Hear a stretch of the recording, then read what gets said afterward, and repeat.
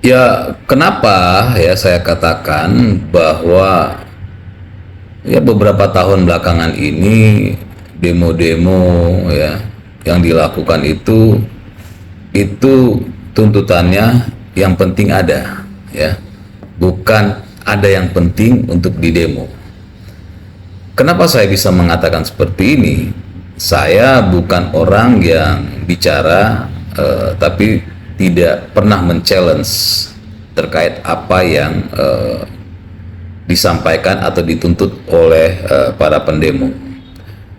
Ya, sudah bisa dilihat lah ya, ada beberapa video saya baik ketika saya berdebat dengan para pimpinan mahasiswa bem-beman itu, baik di TV ya, debat di TV maupun di podcast, itu tidak ada satupun ya, saya bisa mengatakan tidak ada satupun yang mengerti apa yang mereka tuntut.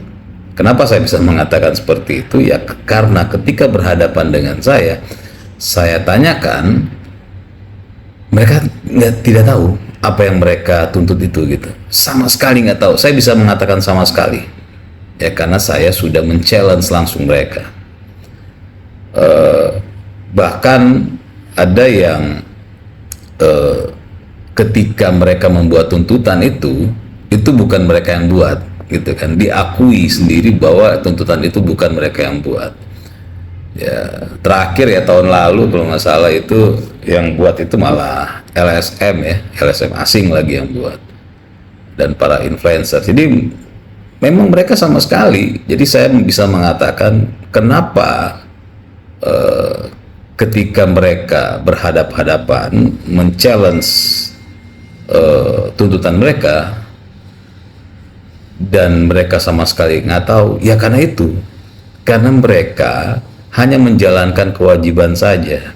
Jadi kalau disuruh demo ya sudah, nanti apa tuntutannya, apa temanya, ya sudah, yang mereka bikin aja atau mereka ambil aja, atau seperti yang sudah yang tahun lalu itu yang bikin LSM asing gitu kan, ya mereka suarakan aja itu gitu. Jadi mereka hanya menjalankan kewajiban untuk demo, tapi mereka tidak mengetahui apa tuntutan. Yang penting bisa demo aja gitu ya. Inilah kualitas yang terjadi saat ini, dan memang sangat-sangat buruk saya mengatakan, karena mereka demo tapi mereka tidak tahu apa yang mereka sampaikan. Itu fakta yang terjadi saat ini. Tentu kita sudah pernah undang ya, tim cumi-cumi itu sudah pernah mengundang Tio dan beberapa aktivis mahasiswa, tapi ya itu gitu kan, mereka tidak bersedia.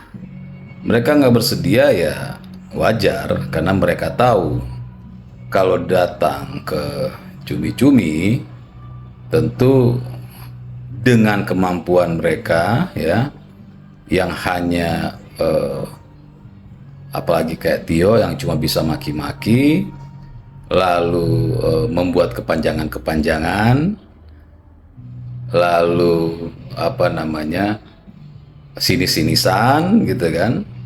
Tentu mereka tidak mungkin akan berhadapan di podcast OTT yang saya jadi host di sana gitu kan. Mereka tahu penyakitnya.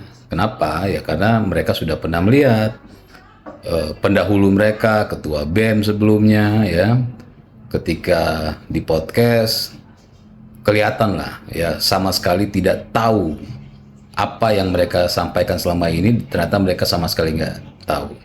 Lalu ada juga ya pimpinan-pimpinan mahasiswa gitu kan, yang coba lihat tadi podcast OTT di Cumi-Cumi, bagaimana mereka kelabakan, padahal saya tidak pernah menyerang, hanya mengembalikan pertanyaan mereka. Mereka sama sekali tidak mengerti apa yang harus mereka sampaikan. Begitupun ya, pasti si Tio udah melihat bagaimana ketika saya di TV One, di Kompas TV ya, berhadapan dengan senior mereka dulu gitu kan, yang ternyata sama seperti Tio. Apa yang mereka suarakan selama ini sama sekali mereka tidak mengerti. Jadi tidak mungkin.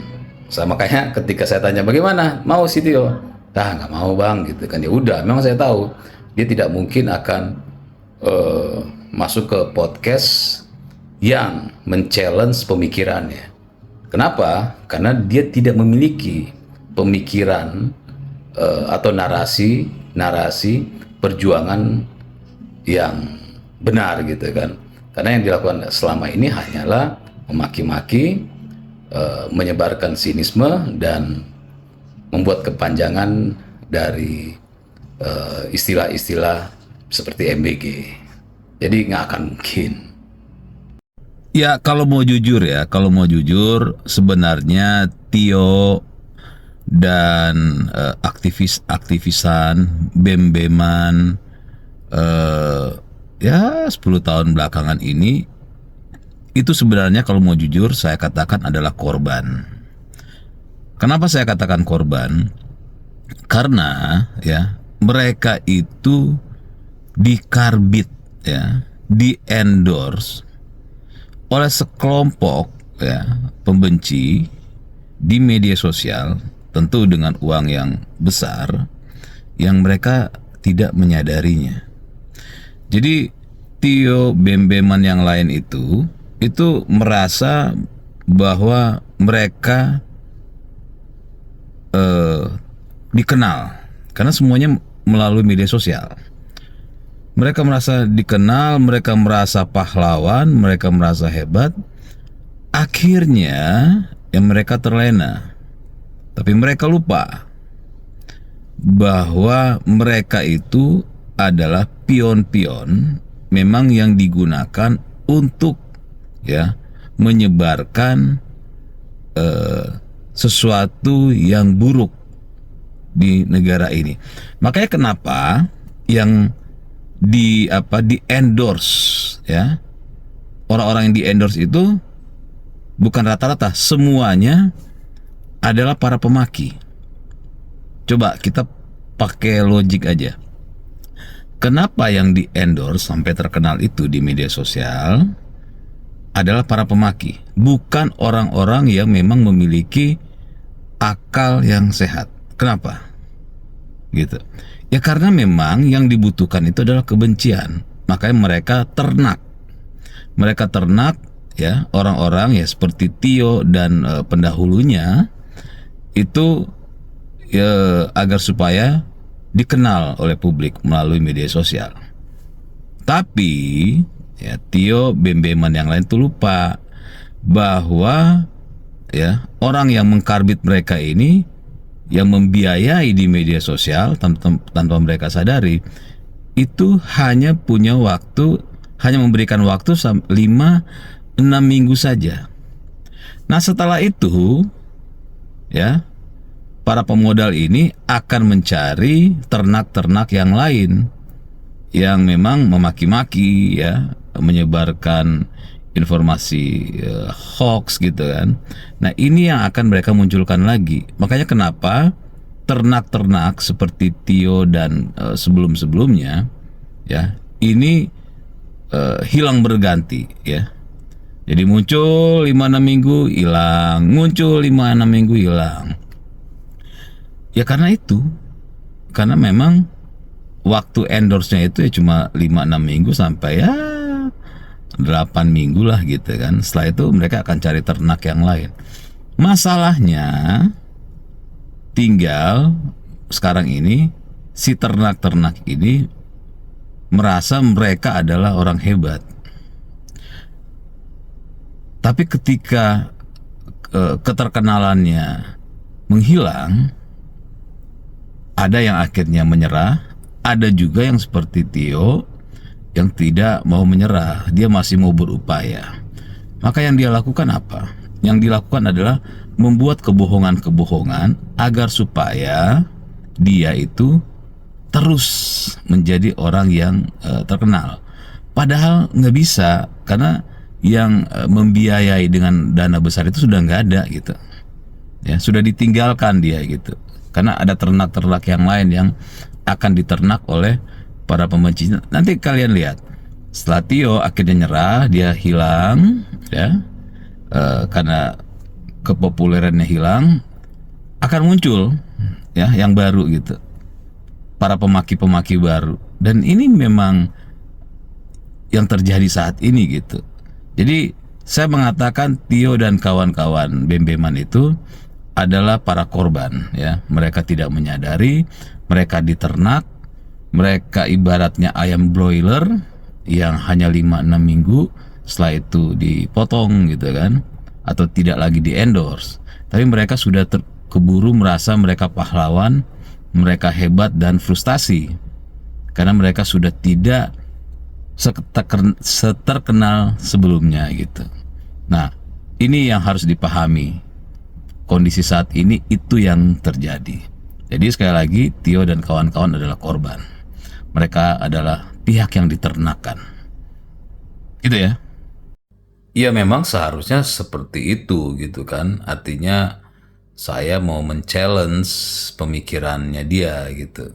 Pemikiran Tio dan aktivis-aktivisan yang mendadak ya atau dikarbit menjadi populer di media sosial oleh ya sekelompok orang yang punya uang ya, yang tujuannya untuk mempopulerkan para pemaki gitu. Nah, Tio dan kawan-kawannya sadar bahwa mereka tidak mungkin akan bisa berargumentasi. Kenapa? Misalnya kayak si Tio lah ya, contoh yang paling baru lah. Tentu dia nggak mungkin bisa berargumentasi secara sehat. Pasti dia yakin bakal dipermalukan gitu. Kenapa? Ya kita lihat lah ya. Dari kemunculan awal dia bikin kepanjangan dari MBG, maling berkedok gizi gitu kan. Nah itu akhirnya di endorse lah ya, tanpa dia sadar dia di endorse dan terkenal warawiri lah. Tapi setelah itu dia kan harus menciptakan narasi-narasi baru agar bisa terus bertahan populer. Nah dia nggak punya itu, dia nggak punya kemampuan itu. Makanya untuk mempertahankan kepopulerannya ya akhirnya dia menciptakan narasi yang sama seperti dia menciptakan soal MBG gitu. Lalu dia membuat narasi Pak Prabowo dengan Firaun gitu kan. Lalu begitu-begitu aja nggak naik, namanya semakin menurun. Dia bikin cerita, dia bikin statement presiden bodoh, nggak naik juga, begitu-begitu aja semakin menurun namanya. Lalu dia bikin cerita bohong-bohongan, dia punya kucing, ditemukan kucing, dinamakan Prabodo gitu. Nggak naik juga gitu kan. Nah ini demi mempertahankan kepopuleran, akhirnya dia terus mencoba mencari cara. Lalu dibikin apalagi tuh NPD, P-nya diganti Pak Prabowo. Standar juga nggak naik. Lalu dibikin juga apa kepanjangan dari SPPG. Jadi modelnya seperti itu sama semua. Nggak ada narasi yang bisa diajak berdebat, hanya makian-makian, sinis-sinis, hinaan-hinaan aja yang dibikin. Frustasi ya, kasihan anak-anak seperti ini, dia frustasi tapi dia pengen tetap populer, maka dia menciptakan kebohongan, mulai menciptakan kebohongan bahwa dia dibayar, dia mau dibayar miliaran agar supaya tidak bicara gitu kan. Nah kebohongan ini nggak mendongkrak namanya juga gitu. Lalu akhirnya apa? Akhirnya dia menciptakan lagi kebohongan baru. Dia dipasang pelacak gitu kan. Akhirnya kan ditertawakan oleh banyak orang karena dia nggak smart. Kalau mau ngelacak orang itu nggak perlu pakai alat pelacak. Ini bukan kayak 30 tahun lalu gitu kan. Ini lewat nomor handphonenya aja udah bisa dilacak. Nah yang begini-begini nih, jadinya akhirnya kenapa sekelas orang kayak Tio dan aktivisan itu nggak mau berdebat, ya, ya karena memang mereka tidak punya kemampuan itu gitu. Makanya saya selalu bilang gini, coba lihat atau nonton film Indonesia judulnya Tinggal Meninggal, ya. Nah di situ sama seperti Tio dan aktivisan sekarang ini gitu kan. Mereka ingin tetap populer tapi tidak punya kemampuan, akhirnya mereka menggunakan cara-cara instan agar supaya tetap populer gitu. Nah ini penyakit ya sebenarnya. Dan ke depan kita akan melihat kebohongan-kebohongan baru demi agar supaya namanya tetap ada di pembicaraan orang. Nah ini sesuatu yang berbahaya dan ini sebuah penyakit yang tidak boleh kita tiru gitu.